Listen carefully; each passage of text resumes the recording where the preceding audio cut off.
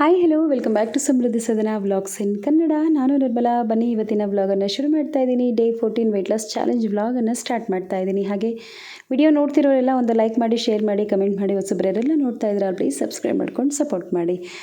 So ಶುಕ್ರವಾರ night ನಮ್ಮ ಮನೆಗೆ ಒಂದು ಹೊಸ ಜೀವ ಆಗಮನ. ಹೆಣ್ಣು ಕರು ಎಷ್ಟು ಮುದ್ದಾಗಿ, ಎಷ್ಟು ಕ್ಯೂಟ್ ಆಗಿದೆ ಗೊತ್ತಾ. ಸೊ ಇನ್ನೂ ಹಾಲು ಬಂದಿಲ್ಲಪ್ಪ ಅವ್ರ ತಾಯಿ ಹತ್ರ. ಸೊ ಅದಕ್ಕೋಸ್ಕರ ಬಾಟ್ಲಲ್ಲಿ ಹಾಲನ್ನು ಕುಡಿಸ್ತಾ ಇದ್ದೀನಿ. ಎಷ್ಟು ಚೆನ್ನಾಗಿ ಕುಡಿತು ಗೊತ್ತಾ. ಸೊ ಚೆನ್ನಾಗಿದೆ. ಹೆಣ್ಣುಗರು ನಮ್ಮ ಹೆಣ್ಣು ಕರು ನಮ್ಮ ಮನೆಗೆ ಪುಟ್ಟಗೌರಿ. ಅನಂತರ ಇಲ್ಲಿ ನೋಡ್ತಿರ್ಬೋದು ನನ್ನ ಊಟ ಬಂದು ನನ್ನ ಲಂಚು. ಬೆಳಗ್ಗೆ 11 ಗಂಟೆಗೆ ನನ್ನ ಲಂಚ್ ಬಂದು ಬಾಯ್ಲ್ಡ್ ರೈಸು ಮತ್ತು ರಸಮು, ಹಾಗೆ ಒಂದಷ್ಟು ಬೋಟಿ ತೊಗೊಂಡಿದ್ದೀನಿ ಅಪ್ಪ. ಯಾಕೋ ತಿನ್ನಬೇಕು ಅನ್ನೋ ಥರ ಅನ್ನಿಸ್ತಾ ಇತ್ತು. ಆ ಒಂದು ರಸಮ್ಗೂ ಅದಕ್ಕೆ ಚೆನ್ನಾಗಿರುತ್ತೆ ಅಂತ ಹೇಳಿ ತೊಗೊಂಡಿದ್ದೀನಿ.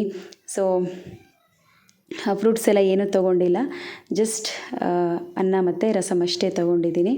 ಅನಂತರ ಮನೆಯಲ್ಲಿ ಈ ಮಸಾಲೆ ಪುಡಿ ಖಾಲಿ ಆಗೋಗ್ಬಿಟ್ಟಿತ್ತು. ಮಸಾಲೆ ಪುಡಿ ಅಂತ ಕರಿತೀವಿ ನಾವು, ಧನಿಯಾ ಪುಡಿ ಖಾಲಿ ಆಗೋಗಿತ್ತು. ಸೊ ಅದಕ್ಕೋಸ್ಕರ ತರಿಸಿದ್ದೀನಿ. ಒಂದು 2 kg ಆಗೋಷ್ಟು ತರಿಸಿದ್ದೀನಿ. ಬಿಸಿಲೇ ಇಲ್ಲ. ಒಣಗ ಕಣ ಮಸಾಲೆ ಪುಡಿ ಮಾಡೋಣ ಅಂದರೆ, ಧನಿಯಾ ಪುಡಿ ಮಾಡೋಣ ಅಂದರೆ ಬಿಸಿಲೇ ಇಲ್ಲ. ಅದರಲ್ಲೇ ಒಂದು 100 ಗ್ರಾಮ್ ಆಗೋಷ್ಟು ಅರಿಶಿಣದ ಕೊಂಬು ಹಾಕಿ ಕಳಿಸಿದ್ದಾರೆ. ಒಂದು 100 ಗ್ರಾಮ್ ಆಗೋಷ್ಟು ಅರಿಶಿಣ ಕೊಂಬು, ಹಾಗೆ 2 kg ಆಗುವಷ್ಟು ಧನಿಯಾ ಕಾಳು. ಇದನ್ನು ಮಾಡಬೇಕು, ಪುಡಿ ಮಾಡ್ಕೋಬೇಕು. ನಾನ್ ವೆಜ್ ಎಲ್ಲ ಮಾಡಿದಾಗ ಬೇಕಾಗುತ್ತಲ್ವ. ಸೊ ಅದಕ್ಕೋಸ್ಕರ ತೋರಿಸ್ತೀನಿ ನಾನು ಯಾವ ರೀತಿ ಮಾಡ್ತೀನಿ ಏನು ಅನ್ನೋದನ್ನು. ನೆಕ್ಸ್ಟು ವಿಡಿಯೋಗಳಲ್ಲಿ ತೋರಿಸ್ತೀನಿ ಯಾವ ರೀತಿ ಮಾಡ್ತೀನಿ ಅನ್ನೋದನ್ನು. ಸೂಪರಾಗಿರುತ್ತೆ. ನಾನು ರೀಸೆಂಟಾಗಿ ಒಂದು 2 ತಿಂಗಳಿಂದ ಅಷ್ಟೇ ನಾನು ಮಾಡಿಟ್ಕೊಂಡಿದ್ದು.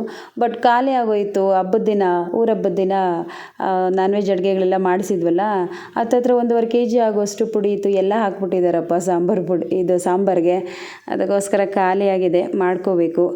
ಹಾಗೆ ಇದು ಗೊತ್ತಿರಬೇಕು ಎಲ್ಲರಿಗೂ ಈ ಸೊಪ್ಪು ಯಾವುದು ಅಂತ ಹೇಳಿ.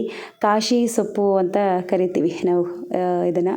ತುಂಬಾ ಒಳ್ಳೆಯದು, ದೇಹಕ್ಕೆ ತುಂಬಾ ಒಳ್ಳೆಯದು. ಬಾಣಂತಿ ಟೈಮಲ್ಲಿ ಈ ಸೊಪ್ಪನ್ನು ತಿನ್ನೋದ್ರಿಂದ ಹಾಲು ಚೆನ್ನಾಗಾಗುತ್ತೆ ಅಂತ ಹೇಳ್ತಾರೆ. ಮತ್ತು ಈ ಸನ್ನಿ ಅಂತ ಹೇಳ್ತಾರೆ ನೋಡಿ, ಬಾಣಂತಿ ಟೈಮಲ್ಲಿ ಬರುತ್ತೆ ಸನ್ನಿ. ಸೊ ಅದು ಸಹ ಅವಾಯ್ಡ್ ಆಗುತ್ತೆ ಅಂತ ಹೇಳ್ತಾರೆ ಈ ಒಂದು ಸೊಪ್ಪನ್ನು ತಿನ್ನೋದ್ರಿಂದ.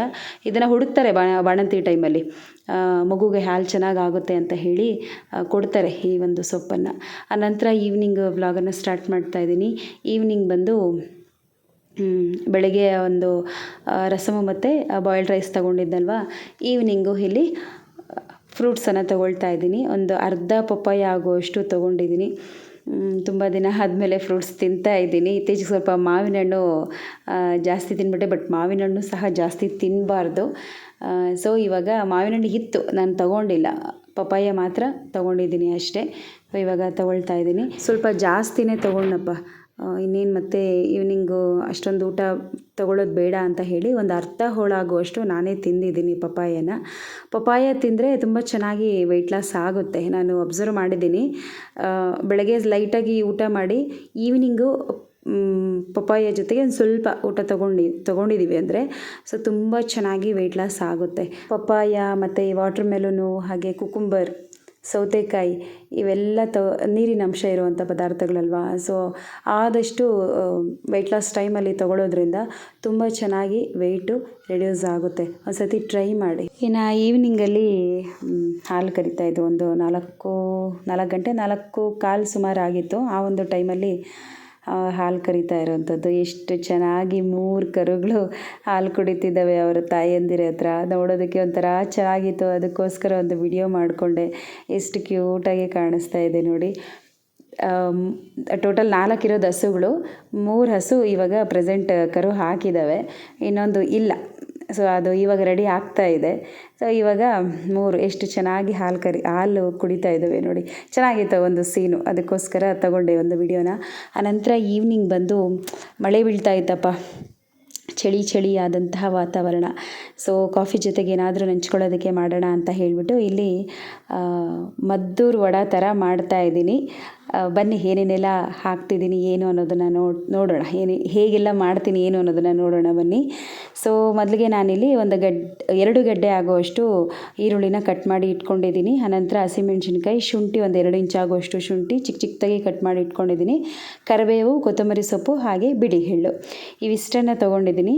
ಸೊ ಇವಾಗ ಒಂದು ಬಾಣಲಿಗೆ ಆ ಒಂದು ಕಟ್ ಮಾಡಿರೋಂಥ ಈರುಳ್ಳಿ ಎಲ್ಲ ಏನಿದೆ ಸೊ ಅದನ್ನೆಲ್ಲ ಹಾಕ್ಕೊಂಡು ನಾನು ಏನೇನೆಲ್ಲ ಕಟ್ ಮಾಡಿದ್ದೀನಿ, ಹಸಿಮೆಣ್ಸಿನ್ಕಾಯಿ, ಶುಂಠಿ, ಕರಿಬೇವು ಹಾಗೆ ಕೊತ್ತಂಬರಿ ಸೊಪ್ಪು ಇವೆಲ್ಲ ಹಾಕಿಬಿಟ್ಟು ಮತ್ತು ಎಳ್ಳನ್ನು ಹಾಕಿಬಿಟ್ಟು, ಬಿಳಿ ಎಳ್ಳನ್ನು ಹಾಕಿಬಿಟ್ಟು ಚೆನ್ನಾಗಿ ಆ ಒಂದು ಈರುಳ್ಳಿ ಜೊತೆಗೆ ಕಲಿಸ್ಕೋಬೇಕು. ಚೆನ್ನಾಗಿ ಕಿವುಚಿ ಅದನ್ನು ಆ ಒಂದು ಈರುಳ್ಳಿಯಲ್ಲಿರುವಂತಹ ನೀರು ಬಿಟ್ಕೊಳ್ಳೋವರೆಗೂ ಚೆನ್ನಾಗಿ ಕಿವುಚಬೇಕು. ಈ ರೀತಿ ಕ್ಲೀನಾಗಿ ಮಾಡೋದ್ರಿಂದ ತುಂಬ ಚೆನ್ನಾಗಿ ಬರುತ್ತೆ ಟೇಸ್ಟು. ಏನು ಮದ್ದೂರು ವಡೆಗೆ ಈರುಳ್ಳಿನೇ ಮೇಯ್ನು ಬೇಕಾಗಿರುವಂಥದ್ದು. ಸೊ ಇವಾಗ ಒಂದು ಸ್ವಲ್ಪ ಅದಕ್ಕೆ ಉಪ್ಪು ಹಾಕ್ಕೊಂಡಿದ್ದೀನಿ ಸ್ವಲ್ಪ ಉಪ್ಪು ಹಾಕ್ಕೊಂಡು ಕಲಿಸ್ಕೊಂಡಿದ್ದೀನಿ. ಸೊ ಹಾಗೆ ಇದಕ್ಕೆ ಒಂದು ಅರ್ಧ ಲೋಟ ಆಗುವಷ್ಟು ಚಿರೋಟಿ ರವೆನ ಹಾಕ್ಕೊಂಡಿದ್ದೀನಿ. ಹಾಗೆ 1 ಲೋಟ ಆಗುವಷ್ಟು ಕಡಲೆ ಹಸಿಟ್ಟು, ಹಾಗೆ ಒಂದು 1/4 ಲೋಟ ಆಗುವಷ್ಟು ಮೈದಾ, ಹಾಗೆ ಒಂದು 3/4 ಲೋಟ ಆಗುವಷ್ಟು ಅಕ್ಕಿ ಹಿಟ್ಟನ್ನು ಹಾಕ್ಕೊಂಡಿದ್ದೀನಿ. ಇವೆಲ್ಲ ಹಾಕಿಬಿಟ್ಟು ಚೆನ್ನಾಗಿ ಆ ಒಂದು ಏನು ನೀರಂಶ ಬಿಟ್ಕೊಂಡಿದ್ದೆ ಸೊ ಅದರಲ್ಲೇ ಹಾಕ್ಕೊಂಡು ಚೆನ್ನಾಗಿ ಕಲಿಸ್ಕೋಬೇಕಾಗುತ್ತೆ. ಚೆನ್ನಾಗಿ ಕಲಿಸ್ಕೋಬೇಕು. ಒಂದು ಹಿಡಿ ಅದಕ್ಕೆ ಬರಬೇಕು. ಇವಾಗ ನಾವು ಒಂದು ಹಿಡಿ ಇಟ್ಕೊಂಡಿದ್ದೀವಿ ಅಂದರೆ ಆ ಒಂದು ಅದಕ್ಕೆ ಬರಬೇಕು. ಸೊ ಅಲ್ಲಿವರೆಗೂ ಚೆನ್ನಾಗಿ ಕಲಿಸ್ಕೋಬೇಕಾಗುತ್ತೆ. ಆನಂತರ ಬಂದು ಇದಕ್ಕೆ ಚೆನ್ನಾಗಿ ಕಾಯಿಸಿರುವಂತಹ ಎಣ್ಣೆನ ಇದಕ್ಕೆ ಹಾಕ್ಕೊಳ್ತಾ ಇದ್ದೀನಿ. ಈ ರೀತಿ ಹಾಕಿದಾಗ ಅದು ನೊರೆ ಬರಬೇಕು. ಸೊ ಆವಾಗ ಇದನ್ನು ಚೆನ್ನಾಗಿ ಕಲಿಸ್ಕೋಬೇಕಾಗುತ್ತೆ. ತುಂಬಾ ಚೆನ್ನಾಗಿ ಬರುತ್ತೆ. ಒಂದು ಸತಿ ಟ್ರೈ ಮಾಡಿ. ಸೊ ಇದು ಮನೇಲಿರೋರಿಗೋಸ್ಕರ ಮಾಡ್ತಾ ಇರೋವಂಥದ್ದು. ನಾನು ಏನು ಮಾಡ್ಕೊಳ್ತೀನಿ ಅನ್ನೋದನ್ನು ನಾನು ಆಮೇಲೆ ತೋರಿಸ್ತೀನಿ ವಿಡಿಯೋದಲ್ಲಿ.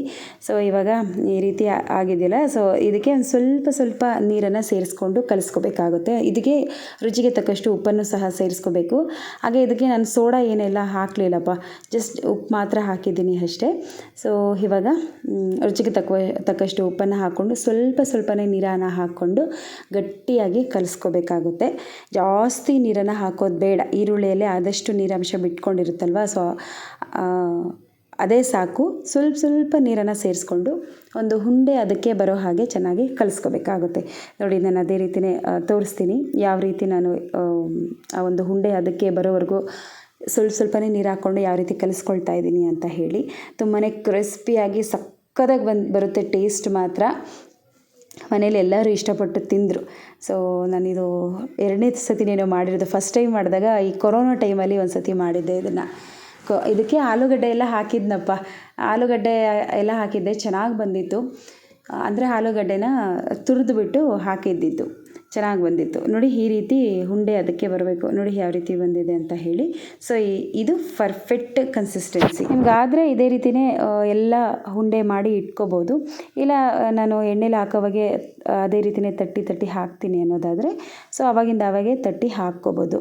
ಇವಾಗ ಒಂದು ಪ್ಲಾಸ್ಟಿಕ್ ಕವರ್ ಮೇಲೆ ಸ್ವಲ್ಪ ಎಣ್ಣೆ ಹಾಕ್ಕೊಂಡು ಆ ಒಂದು ವಡೆ ಹಿಟ್ಟನ್ನು ಇಟ್ಟು ಚೆನ್ನಾಗಿ ರೀತಿ ಇದು ಮಾಡ್ಕೋಬೇಕು. ಸೊ ಆದರೆ ಒಂದು ಪ್ಲೇಟ್ ಆದ್ರೂ ಪರವಾಗಿಲ್ಲಪ್ಪ, ಇಲ್ಲಾಂದರೆ ಅದ್ರ ಮೇಲೆ ಒಂದು ಕವರ್ ಹಾಕ್ಬಿಟ್ಟು ಸಹ ತಟ್ಕೋಬೋದು, ಚೆನ್ನಾಗಿ ಬರುತ್ತೆ. ಆದಷ್ಟು ಸ್ವಲ್ಪ ತೆಳುವಾಗಿ ತಟ್ಕೊಂಡ್ರೆ ಓಕೆ. ಸೊ ಇವಾಗ ಇದು ಆಗಿದೆ. ಇದನ್ನು ಎತ್ತಿ ಇವಾಗ ಎಣ್ಣೆಯಲ್ಲಿ ಬಿಡೋಣ ಬನ್ನಿ. ಈರುಳ್ಳಿ ಹಾಕಿರೋದ್ರಿಂದ ಸ್ವಲ್ಪ ಬಿಟ್ಕೊಳ್ಳುತ್ತೆ. ಅದು ಸ್ವಲ್ಪ ಪೇಷನ್ಸಿಂದ ತಟ್ಟರೆ ಚೆನ್ನಾಗಿ ಬರುತ್ತೆ. ನೋಡಿ, ಇವಾಗ ಈ ರೀತಿ ಬಂದಿದೆ. ಸೊ ಬನ್ನಿ ಎಣ್ಣೆಯಲ್ಲಿ ಬಿಡೋಣ, ಯಾವ ರೀತಿ ಬರುತ್ತೆ ಏನೋ ಅನ್ನೋದನ್ನು ನೋಡೋಣ. ಎಣ್ಣೆ ಏನು ಗೊತ್ತಾ, ಆ ಕಡೆ ಹೈ ಫ್ಲೇಮು ಇರಬಾರ್ದು, ಈ ಕಡೆ ಲೋ ಫ್ಲೇಮು ಇರಬಾರ್ದು. ಹೈ ಫ್ಲೇಮಲ್ಲಿ ಇಟ್ಟು ಬೇಯಿಸಿದ್ದೀವಿ ಅಂದರೆ, ಫ್ರೈ ಮಾಡ್ಕೊಂಡಿದ್ದೀವಿ ಅಂದರೆ ಸೊ ಅದು ಜಾಸ್ತಿ ಕಪ್ಪಾಗಿ ಹೋಗ್ಬಿಡುತ್ತೆ. ಮೇಲೆ ಎಲ್ಲ ಕಪ್ಪಾಗಿರುತ್ತೆ, ಒಳಗಡೆ ಹಾಗೇ ಇರುತ್ತೆ. ಅದೇ ನಾವು ಲೋ ಫ್ಲೇಮಲ್ಲಿ ಇಟ್ಟು ಬೇಯಿಸ್ಕೊಂಡಿದ್ದೀವಿ ಅಂದರೆ ಸೊ ಎಣ್ಣೆ ಜಾಸ್ತಿ ಕುಡಿಯುತ್ತೆ. ಅದಕ್ಕೋಸ್ಕರ ಮೀಡಿಯಮ್ ಫ್ಲೇಮಲ್ಲಿ ಇಟ್ಟು ಇದನ್ನು ಬೇಯಿಸ್ಕೋಬೇಕಾಗುತ್ತೆ. ಸೊ ಒಂದು 15 ನಿಮಿಷಕ್ಕೆಲ್ಲ ರೆಡಿಯಾಗಿ ಹೋಗ್ಬಿಡುತ್ತಪ್ಪ ಈ ಒಂದು ವಡೆ. ಸಕ್ಕತ್ತಾಗಿ ಇರುತ್ತೆ. ಒಂದು ಟೀ ಅಥವಾ ಕಾಫಿ ಜೊತೆಗೆ ನಂಚ್ಕೊಳ್ಳೋದಕ್ಕೆ ಈ ಥರ ಒಂದು ಚಳಿಗಾಲದಲ್ಲಿ ಮಳೆ ಬೀಳ್ತಾ ಇರುವಂಥ ಟೈಮಲ್ಲಿ ಈ ಥರ ವಡೆ ತುಂಬ ಚೆನ್ನಾಗಿರುತ್ತೆ. ಮದ್ದೂರು ವಡೆ. ಸೊ ಇದಕ್ಕೆ ಕಡಲೆ ಹಸಿಟ್ಟು ಹಾಕೋದಿಲ್ಲ. ಸೊ ನಾನು ಕಡಲೆ ಹಸಿಟ್ಟನ್ನು ಉಪಯೋಗಿಸ್ಕೊಂಡು ಮಾಡಿರೋವಂಥ ಮದ್ದೂರು ವಡೆ ತುಂಬಾ ಚೆನ್ನಾಗಿರುತ್ತೆ. ಒಂದು ಸತಿ ಟ್ರೈ ಮಾಡಿ. ಇನ್ನು ನಾನು ಆ ಕಡೆ ಕಾಫಿಗೆ ಇಟ್ಟಿದ್ದೀನಿ, ಈ ಕಡೆ ವಡೆನೂ ಸಹ ರೆಡಿ ಆಯಿತು. ತಾತ ಅಜ್ಜಿಗೆ ಮತ್ತು ಹಸ್ಬೆಂಡ್ಗೆ ಮಗುಗೆ ಇವ್ರಿಗೆಲ್ಲನೂ ಕಾಫಿ ಮತ್ತು ಹಾಲು ಎಲ್ಲ ಕೊಡ್ತಾ ಇದ್ದೀನಿ. ಸೊ ನೋಡ್ತಾನು ಮದ್ದೂರು ವಡ ರೆಡಿ ಆಯಿತು, ತೊಗೊಂಡೋಗಿ ಕೊಟ್ಟು ಬಂದೆ. ಸೊ ಇವಾಗ ಅವ್ರಿಗೆಲ್ಲ ಮಾಡಿ ನಾನು ತಿಂದೇ ಇದ್ದರೆ ಹಿಂಗೆ ನನಗೂ ಆಸೆ ಆಗುತ್ತಲ್ವ. ಸೊ ಅದಕ್ಕೋಸ್ಕರ ನಾನೇನು ಮಾಡಿದೆ ಅಂದರೆ, ಸೊ ಇವಾಗ ಒಂದು ಪ್ಯಾನ್ ಇಟ್ಕೊಂಡಿದ್ದೀನಿ. ಈ ಪ್ಯಾನ್ಗೆ ಒಂಚೂರು ಎಣ್ಣೆನ ಹಾಕ್ಕೊಳ್ತಾ ಇದ್ದೀನಿ. ಒಂಚೂರು ಎಣ್ಣೆ ಹಾಕ್ಬಿಟ್ಟು ಆ ಒಂದು ಏನು ವಡೆ ಹಿಟ್ಟಿರುತ್ತೆ, ಸೊ ಅದನ್ನು ಪ್ರೆಸ್ ಮಾಡಿಕೊಂಡು ಚೆನ್ನಾಗಿ ಅದನ್ನು ತಟ್ಕೊಂಡು ಇವಾಗ ಅದನ್ನು ಈ ಒಂದು ತವ ಮೇಲೆ ಹಾಕ್ಕೊಳ್ತಾ ಇದ್ದೀನಿ. ಎಣ್ಣೆಲೇ ಫ್ರೈ ಮಾಡಬೇಕು ಅಂತ ಏನೂ ಇಲ್ಲ, ಈ ರೀತಿಯೂ ಸಹ ಮಾಡ್ಕೋಬೋದು. ಬಟ್ ಸ್ವಲ್ಪ ಕ್ರಿಸ್ಪಿನೆಸ್ಸು ಕಡಿಮೆ ಇರುತ್ತೆ ಅಷ್ಟೇ, ಸ್ವಲ್ಪ ಸಾಫ್ಟಾಗಿರುತ್ತೆ. ಓಕೆ, ಅದನ್ನು ತಿನ್ನೋ ಬದಲು ಇದೇ ಬೆಸ್ಟು. ಆರಾಮಾಗಿ ತಿನ್ಕೋಬೋದು, ಒಂದಲ್ಲ ಎರಡು ಹಾಕ್ಕೋಬೋದು. ನಾನು ಇಲ್ಲಿ ಒಂದೇ ಹಾಕ್ಕೊಂಡಿದ್ದೀನಿ. ನಾನು ಅದೇ ಅರ್ಧ ಏನು ಫುಲ್ ಒಂದು ಕಾಯಲ್ಲಿ ಅರ್ಧ ಕಾಯಿ ಆಗೋಷ್ಟು ಪಪ್ಪಾಯ ನಾನೇ ತಿಂದಲ್ವಾ. ಸೊ ಅದಕ್ಕೋಸ್ಕರ ನನಗೆ ಹಸುವೇನು ಆಗ್ತಾ ಇರಲಿಲ್ಲ. ಜಸ್ಟ್ ನಾನಿಲ್ಲಿ ಈ ಒಂದು ವಡೆ ಮಾತ್ರ ತೊಗೊಂಡಿದ್ದೀನಿ ಅಷ್ಟೇ. ನನಗಂತಲೇ ಸಪ್ರೇಟ್ ಮಾಡಿಕೊಂಡು ಈ ಒಂದು ವಡೆ ಮಾತ್ರ ತೊಗೊಂಡಿದ್ದೀನಿ ಅಷ್ಟೇ. ಸಖತ್ತಾಗಿ ಬಂದಿತ್ತು ಟೇಸ್ಟು. ಸೊ ಒಂದ್ಸತಿ ಟ್ರೈ ಮಾಡಿ. ಇನ್ನೂ ಸ್ವಲ್ಪ ನಿಮಗೆ ಅಗಲ ಬೇಕು ಅನ್ನೋದಾದರೆ ಇನ್ನೂ ಸ್ವಲ್ಪ ರೊಟ್ಟಿ ಥರ ಸಹ ಹಾಕ್ಕೋಬೋದು. ಸೊ ಆದಷ್ಟು ಸ್ವಲ್ಪ ಮೈದಾನ ಕಡಿಮೆ ಮಾಡಿ ಹಾಕ್ಕೋಬೇಕಾಗುತ್ತೆ. ಸೊ ಇಷ್ಟು ಸಕ್ಕತ್ತಾಗಿ ಬಂದಿತ್ತು ಟೇಸ್ಟು. ಇದಾಗಿತ್ತಪ್ಪ ಇವತ್ತಿನ ವಿಡಿಯೋ. ಈ ವಿಡಿಯೋ ಇಷ್ಟ ಆದರೆ ಪ್ಲೀಸ್ ಲೈಕ್ ಮಾಡಿ, ಶೇರ್ ಮಾಡಿ, ಕಮೆಂಟ್ ಮಾಡಿ. ಹಾಗೆ ಯಾರ್ಯಾರೆಲ್ಲ ಹೊಸಬರು ನೋಡ್ತಾ ಇದ್ದೀರಾ ಪ್ಲೀಸ್ ಸಬ್ಸ್ಕ್ರೈಬ್ ಮಾಡಿಕೊಂಡು ಸಪೋರ್ಟ್ ಮಾಡಿ. ಮತ್ತಷ್ಟು ಇಂಟ್ರೆಸ್ಟಿಂಗ್ ವಿಡಿಯೋಗಳೊಂದಿಗೆ ಖಂಡಿತವಾಗ್ಲೂ ಭೇಟಿ ಆಗ್ತೀನಿ. ಅಲ್ಲಿವರೆಗೂ ಸಮೃದ್ಧಿ ಸದನ ವ್ಲಾಗ್ಸ್ ಕನ್ನಡ ಚಾನಲ್ನ ನೋಡ್ತಾ ಇರಿ. Thank you for watching. ಓಕೆನಪ್ಪ. ನನ್ನ ವ್ಯೂವರ್ಸ್ ಒಬ್ಬರು ಯಾರೋ ಕಮೆಂಟ್ ಮಾಡಿದರು, thank you for the watching ಅಲ್ಲ madam, thank you for watching ಅಂತ ಹೇಳಿ ಅಂತ. ಇದು 2ನೇ ಸತಿ ಅವ್ರು ನನಗೆ ಹೇಳಿರೋದು. ಸಾರಿ ಅಪ್ಪ. ಥ್ಯಾಂಕ್ ಯು ಅನ್ನೋ ಬದಲು ನಮ್ಮ ಒಂದು ಕನ್ನಡ ಭಾಷೆಯಲ್ಲಿ ಧನ್ಯವಾದಗಳು ಇದೇ ಬೆಟರ್ ಅಲ್ವಾ. ಸೊ ಇಲ್ಲಿವರೆಗೂ ಯಾರೆಲ್ಲ ನನ್ನ ವಿಡಿಯೋನ ನೋಡಿದ್ದೀರಾ ಎಲ್ಲರಿಗೂ ನನ್ನ ಕಡೆಯಿಂದ ಧನ್ಯವಾದಗಳು. ಬಾಯ್ ಬಾಯ್.